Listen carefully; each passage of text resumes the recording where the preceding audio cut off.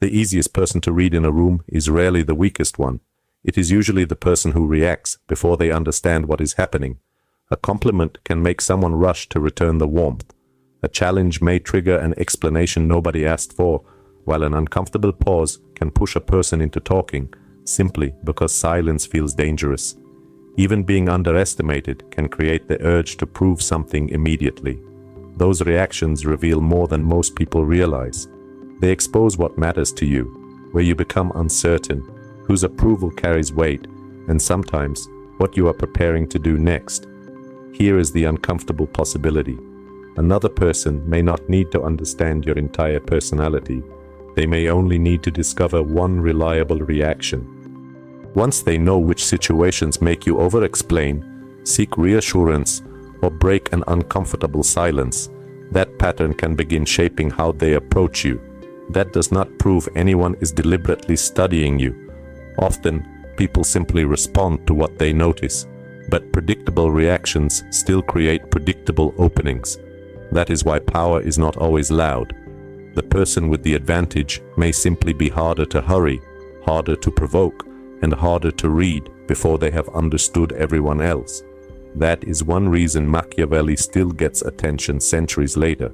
He wrote about appearances, judgment, timing, reputation, loyalty, and the distance between what people seem to be and what they actually intend. His world was different from yours, but many of the pressures were not. People still reveal too much, allow pride to distort judgment, confuse hesitation with caution, and push at moments when patience would serve them better. You may never know how much someone has already learned from your reactions. A colleague may think you are easy to persuade. Someone closer to you may have noticed that guilt works better than argument. A person negotiating with you may simply realize that discomfort makes you concede faster than logic does. Those are possibilities, not proof of manipulation. But they are exactly why predictable reactions matter. So the useful question is not how to control everyone around you.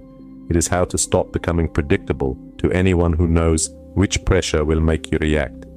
The 10 lessons that follow are not commandments Machiavelli wrote in this exact form.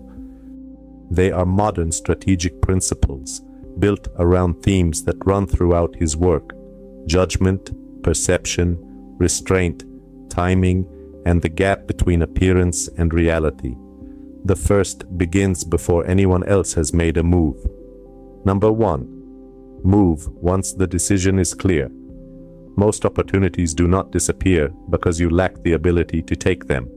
They disappear while you are still trying to make the decision feel completely safe. Reasonable caution can slowly become a search for reassurance. Another opinion seems useful, then another sign appears necessary, until eventually you are no longer gathering meaningful information. You are postponing the discomfort of choosing. Sometimes the decision is already clear, but you keep delaying the moment you have to act on it. Instead of moving, you rehearse the choice in your head, anticipate objections, and look for reassurance from people who were never part of the decision in the first place. Meanwhile, the situation continues without you. Another person may step forward or take an opening you were still analyzing. They are not necessarily better informed. They may simply have accepted sooner that complete certainty was never coming.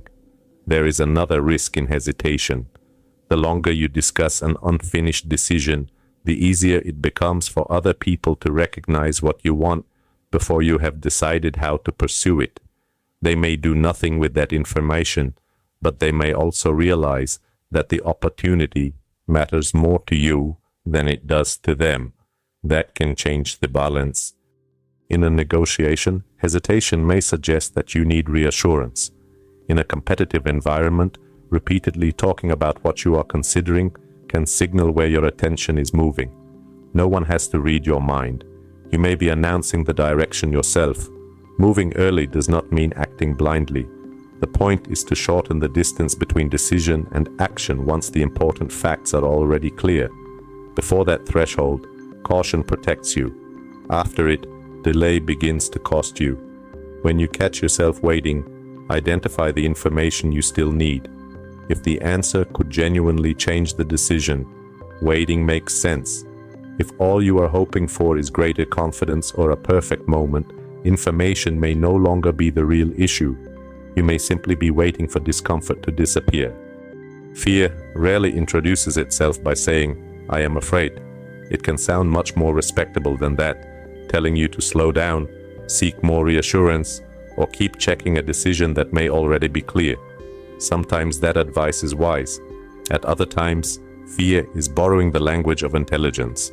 The difficult part is knowing which one you are hearing. Caution should help you reach a decision. It should not become a permanent refuge from making one.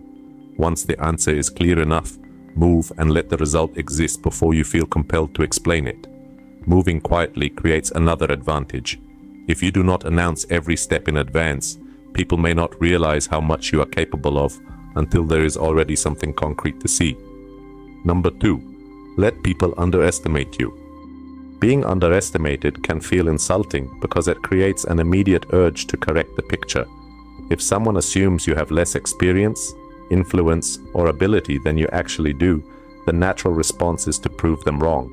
You want the room to understand what you know and why dismissing you is a mistake. But consider what happens the moment you succeed. The room updates its picture of you. People who barely noticed you may begin paying attention. Someone who spoke freely around you may become more selective. A competitor who felt no urgency may suddenly decide you are worth watching. You won the correction. But what information did you give away to win it? Once people recognize you as a serious competitor or someone with real influence, they become more guarded and start preparing for what you may do next. Underestimation can create the opposite condition. When you are not seen as a threat, others may relax enough to speak more freely and reveal assumptions they would otherwise keep hidden.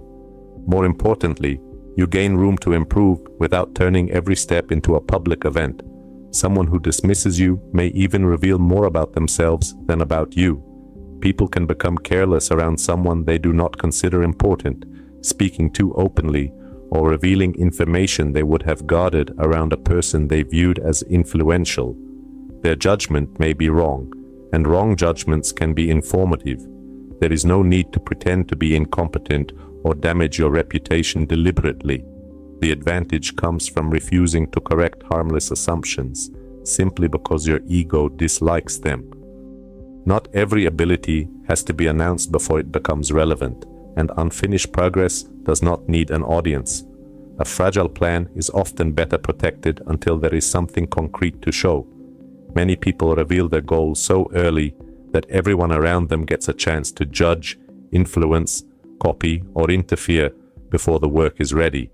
Visibility can feel like progress. It is not always useful. Of course, an inaccurate impression becomes a real problem if it undermines authority you genuinely need, distorts an important decision, or spreads false information. In those situations, correct it. But when someone merely fails to recognize your ability, you are not required to prove yourself on command. There is quiet freedom in being more capable than the room currently understands. Being overlooked gives you space. Observation determines whether that space becomes an advantage. Number 3, study before you speak. Most people enter a conversation ready to answer.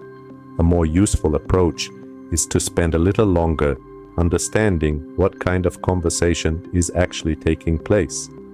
Words are only part of the information available.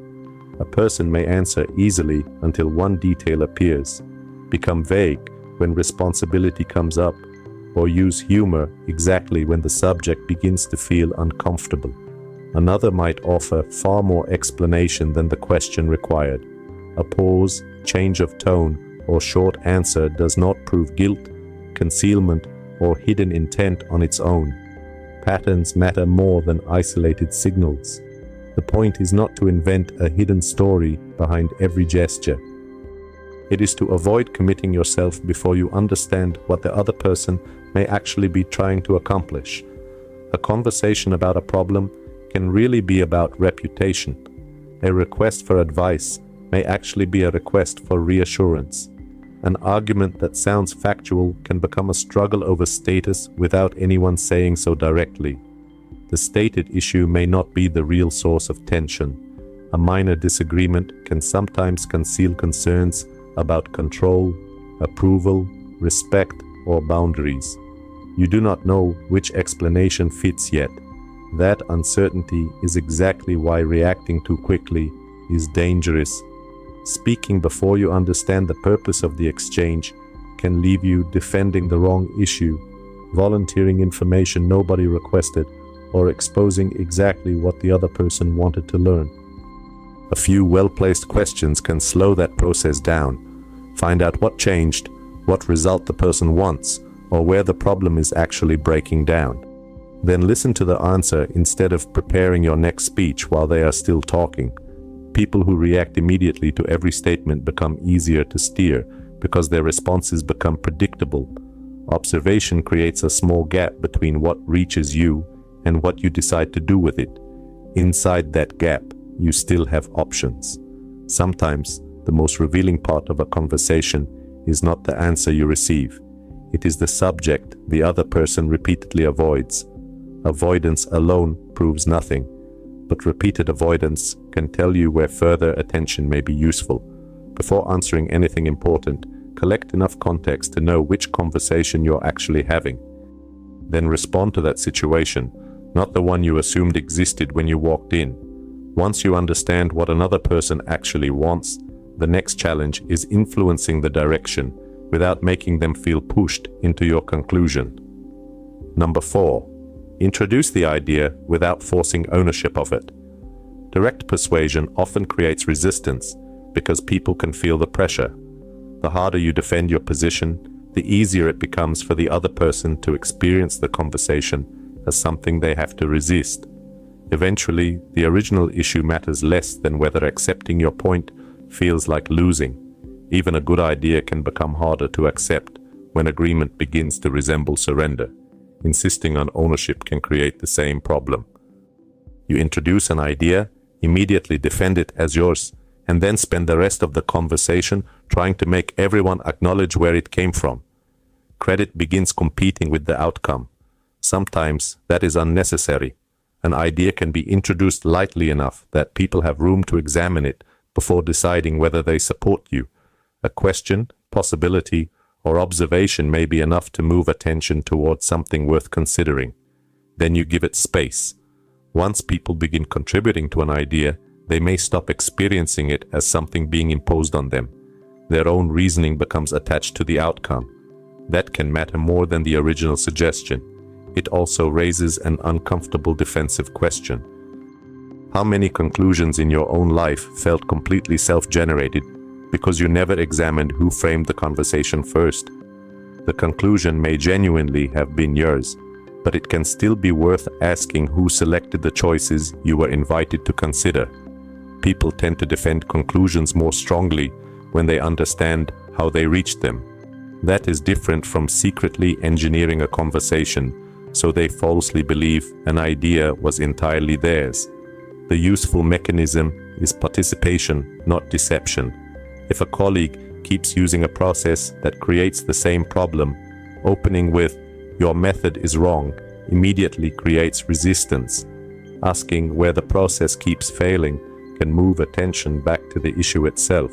The same conclusion can land differently when it emerges through examination rather than confrontation. Credit is not always the most important currency in a conversation. If the outcome matters more than recognition, allowing another person to take genuine ownership of part of the solution may strengthen the result. But the principle works in reverse as well. Someone else may guide you through a chain of questions until one answer begins to feel inevitable. Before accepting it, inspect the frame. A missing option or narrow starting assumption may have influenced the conclusion, though the reasoning could also be completely sound. The only way to know is to retrace how you arrived there. A conclusion can feel personal while still being shaped by someone else's frame. Use influence to create clarity rather than unnecessary resistance, and pay attention when someone else is doing the same thing to you. Influence works best while ego stays out of the way. The moment embarrassment enters the room, even a reasonable correction can become much harder to accept. Number 5. Correct privately when you can. Few things activate ego faster than embarrassment in front of an audience. When someone makes a visible mistake that affects you, the urge to correct them immediately can be difficult to resist. For a few seconds, public correction feels satisfying because the record is fixed and everyone can see that you noticed. The problem is that an ordinary error can suddenly become a status conflict. A person who might accept the same information calmly in private can become defensive in front of other people because acknowledgement now carries the feeling of humiliation. The discussion stops being only about what was correct. It starts involving dignity. Once status enters the situation, the visible argument may no longer be the real one. The person may continue resisting even after privately realizing that you are correct, not because the facts remain unclear, but because agreeing in front of the group can feel like losing position. That is only one possible explanation for defensiveness, but it changes how useful public pressure is likely to be. Timing therefore matters as much as accuracy. If the mistake can safely wait, address it later and be specific about what went wrong and what needs to change. Removing the audience allows difficult information to land without forcing the other person to defend their image at the same time. Restraint does not mean pretending a pattern is invisible. One error may tell you very little. Repeated behavior tells you more. When the same commitments keep being missed or the same problem returns after several corrections, you do not need to announce that you have noticed. Adjust how much you rely on the person. The cause may be overload, poor judgment, avoidance of responsibility, or something else entirely. You do not need to diagnose the motive before recognizing the pattern. Build future decisions around demonstrated behavior rather than promises that keep producing the same result. That is not revenge. It is adjustment based on evidence. Some situations cannot wait. If false information is about to drive an important decision or create immediate harm, correcting it in the moment may be necessary. Even then, the goal is to fix the information rather than add humiliation, because your pride wants repayment. Protect the outcome first. The same discipline matters when the disagreement is not about a mistake, but about competing priorities. If pride decides that every point must be won, strategy disappears very quickly. Number 6. Give up small points to protect the important one. Not every disagreement deserves equal resistance, although pride can make them feel that way. A minor detail gets challenged, then another point becomes irritating, and soon you are spending most of your energy defending things that barely mattered before the conversation started. Trying to win everything makes strategy difficult because harmless concessions begin to feel like defeat. There is a psychological reason this becomes dangerous. Once a disagreement feels personal, the mind can quietly change the objective. You may enter wanting a useful outcome, and 10 minutes later, find yourself more interested in proving that the other person cannot beat you. The problem itself has not necessarily changed. Your ego has changed what victory means. That is the moment to be careful. Before an important negotiation or disagreement, decide what actually needs to survive the conversation and what you are genuinely willing to trade. Perhaps one term matters far more than several others. The final decision may be important, while public credit is not. In another situation, preserving the relationship could matter more than getting the last word. Once the priority is clear, you can stop treating every inch as sacred. Allowing another person to keep a minor point can reduce pressure around the larger issue. Someone who feels heard may stop fighting simply to prove that they still have influence. There is also a darker possibility worth recognizing. The point you just won may have been something the other person never cared about very much. In a more strategic exchange, a small concession can even draw attention away from what they are protecting elsewhere. That does not mean every concession hides a secret agenda, but if someone gives ground unusually easily, it can be useful to ask what matters more to them. The durable lesson is simpler. Stop confusing emotional victory with the outcome you actually came to protect. If another person needs the final word in a disagreement that will not matter tomorrow, there may be nothing useful in fighting for it.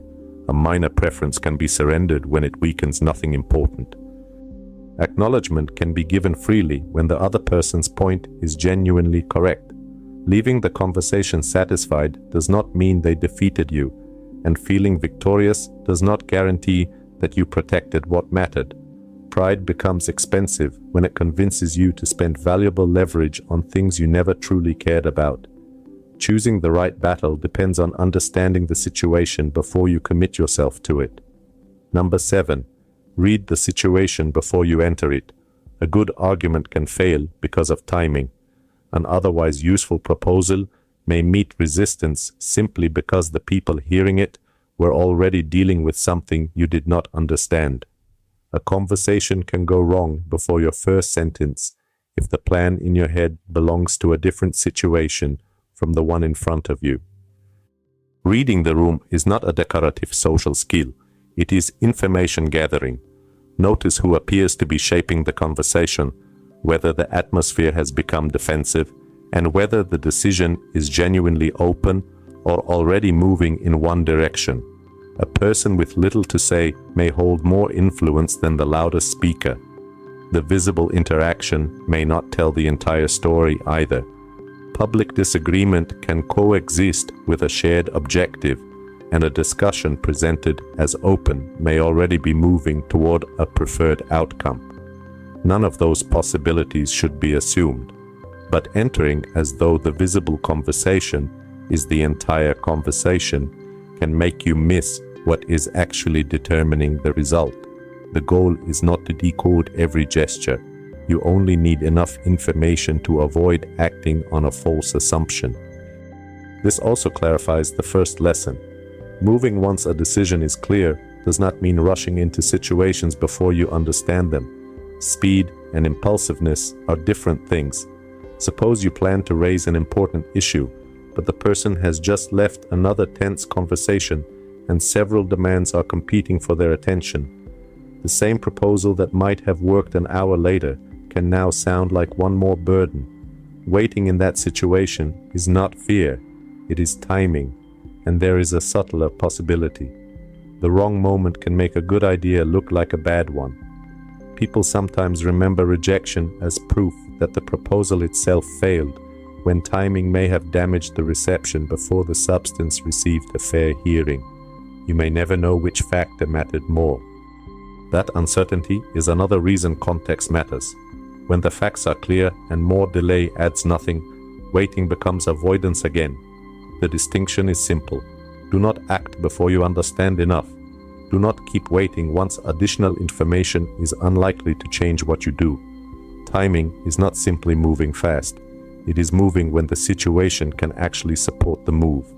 And once you start reading timing that way, another question becomes easier. When has your presence already done enough? Number 8. Leave before your presence loses its value. Most interactions have a natural point where the useful part is over. The decision is clear, the important issue has been addressed, and nothing meaningful remains to be added. People often continue anyway. Instead of allowing the ending to stand, they add explanations, defend points that already landed, or keep trying to improve a conversation that had already reached its strongest conclusion. That is how a good interaction can begin to weaken. Knowing when to leave is partly about clarity, it is also about memory. A conversation that ends while the exchange still feels useful is remembered differently from one that drags on until everyone is waiting for it to finish. Timing shapes what remains after you are gone. While you are present, attention adjusts to you. Once you leave, people begin deciding what your presence actually meant. Sometimes your value becomes clearer. Other times, they realize the interaction had already gone on too long. You cannot fully control which interpretation survives, but timing influences it. There can be real value in stepping back before your presence becomes ordinary, exhausting, or unnecessary. This does not mean manufacturing mystery or disappearing to make people chase you. It means recognizing that staying longer does not automatically increase your value. A clear boundary becomes weaker when you explain it repeatedly. A productive meeting loses focus when nobody wants to be the first to end it. This becomes especially difficult for people who dislike disappointing others. Ending an exchange may feel rude, so they keep explaining until the other person appears completely comfortable. But complete comfort may never arrive. Every extra explanation also creates another detail that can be challenged or negotiated. A clear refusal often carries more strength than a long defense of why the refusal should be considered reasonable. The principle applies beyond conversation as well. Stepping back while your contribution is still valued can protect the impact of what you already did better than staying until fatigue or resentment becomes the final memory. That does not mean abandoning responsibilities whenever something becomes difficult.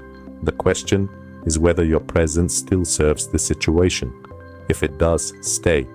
If the useful work is finished and you are remaining only because ending feels uncomfortable, overstaying may weaken what was already complete. A strong exit does not need drama, it only needs timing. Before an interaction reaches that ending, however, there is another moment people routinely mishandle. Number 9. Do not rescue every silence. Silence creates pressure because people rarely know what it means. You ask a direct question and receive a short answer. A couple of seconds pass, and the gap immediately makes you wonder whether something went wrong or whether you are expected to keep talking. That uncertainty often triggers a rescue attempt. You soften the question, add an explanation, or move the conversation forward before the other person has decided whether their first answer was complete. The discomfort disappears. So does the chance to hear anything else. The interesting question is why silence feels so demanding when nobody has actually asked you to speak. One possibility is that uncertainty itself creates the pressure. You do not know whether the other person is confused, dissatisfied, skeptical, or simply thinking, so your mind tries to remove the uncertainty by producing more words. That means silence may reveal something even when the other person never says another sentence. It can reveal your own threshold for discomfort. When a person gives a brief answer and you do not immediately rush onward, they may continue speaking. Silence does not magically force truth out of anyone. Sometimes the person simply decides they have not communicated enough and adds context that would never have appeared if you had already asked the next question. But there is another possibility. They may be observing whether the discomfort makes you soften your position, volunteer extra information, or revise an answer that was already complete. Do not assume every silence is a deliberate tactic. Many pauses are simply pauses. The value comes from recognizing that discomfort alone is not evidence that you need to do anything. Good listeners understand this naturally. Experienced interviewers often use the same discipline deliberately, allowing an answer to settle before deciding whether another question is necessary. The same principle protects you when someone else leaves silence after your answer. A complete response does not become incomplete just because the other person chooses not to speak immediately. If you have answered clearly, let the answer stand. Silence gains power over you only when discomfort begins making decisions on your behalf. Holding a few seconds of silence requires restraint. Knowing when to release an entire chapter while it still has value requires much more of it. Number 10. Step away before the client makes the decision for you. Everything has a period in which it works at its best. A project can remain respected after its strongest phase has passed. A role may stay comfortable long after it has stopped developing you. A routine can continue functioning after the purpose that once justified it has begun to fade. That is why the hardest exits rarely happen after total collapse. By then, the decision is often obvious. The difficult moment comes earlier, while something still has value. People often believe leaving while things are still strong means wasting what remains, so they wait for unmistakable decline to give them permission to step away. But what if the obvious decline is already late evidence? By the time everyone can see that something has lost its value, the best exit may already have passed. That does not mean constantly abandoning things early. It means visible collapse may be the last stage of a process that started much earlier. A role that once represented growth can slowly become an identity you are afraid to lose. A project that once carried real purpose can survive mainly because of the time already invested. The shift may happen without any dramatic failure at all. Purpose can weaken gradually, while habit continues almost unchanged. That is where timing becomes personal. Stepping back near the peak does not mean abandoning anything the moment it becomes difficult. Difficulty and decline are not the same thing. A demanding period can still lead somewhere valuable, and difficult work may deserve more commitment rather than less. The real question is whether the purpose is still alive, and beneath that is a harder one. Are you staying because the next stage still matters, or because leaving would force you to change the story you tell about yourself? Over time, a role, project, or relationship can become tied so closely to identity that leaving begins to feel like rejecting the meaning of everything invested before. That may be why people sometimes defend old chapters long after they would advise someone else to leave the exact same situation. If there is meaningful work left to do, stay because you chose the work. But if the main reason for remaining has become sunk effort, pride, reputation, or fear of losing an identity, staying longer may no longer protect what you built. It may slowly dilute it. Something can still be good and still be approaching its natural end. You do not always need to wait until the project becomes a shadow of itself, or resentment finally makes the decision unavoidable. Sometimes the stronger move is to step back while there is still something worth remembering. That can feel like loss because nothing has collapsed yet, but ending at the right time is not the same as abandoning value. It can be a way of protecting it. This is why the final lesson is harder than studying somebody else's motives. Now the person being observed is you.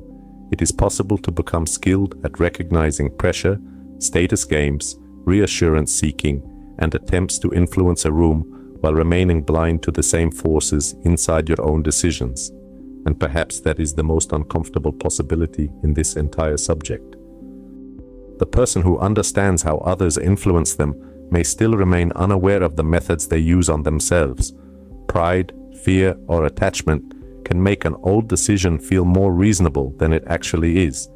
Strategy becomes much less useful if it teaches you to watch everyone except yourself. Across all 10 lessons, the same principle keeps returning. Clear judgment depends on timing, observation, and restraint working together. Timing helps you recognize when action is necessary and when patience is stronger. Observation keeps emotion from inventing a story before the facts are clear. Restraint prevents you from revealing or explaining more than the moment requires. That is the useful part of reading Machiavelli now. It does not require treating every relationship as a battlefield or assuming that every compliment hides an agenda.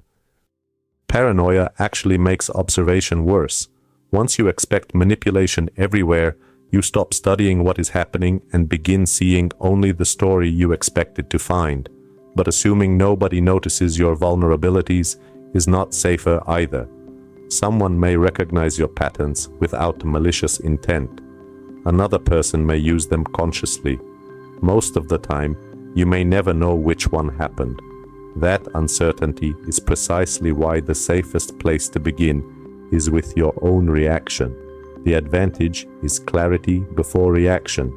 Once automatic responses stop driving the exchange, underestimation, pressure, disagreement, silence, and difficult endings become easier to judge for what they actually are.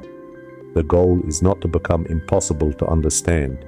It is to become less predictable to anyone who depends on provoking you. A person who can reliably trigger the same defensive reaction already knows something useful about how you make decisions under pressure. They may have learned the pattern deliberately, or you may have revealed it without realizing it. Either way, you do not need to keep confirming it. Take enough time to understand what matters. then act deliberately, because when someone is waiting to read your reaction, the strongest position is having already read the situation first. After hearing all 10 principles, where do you draw the line between strategic self-control and manipulation, and which lesson do you think people misunderstand the most? Share your thoughts in the comments below. If this documentary changed how you see the man behind the punches, like and share it. Subscribe to The Quiet Strategist for our next story about the human cost behind the fight. We will see you in the next story.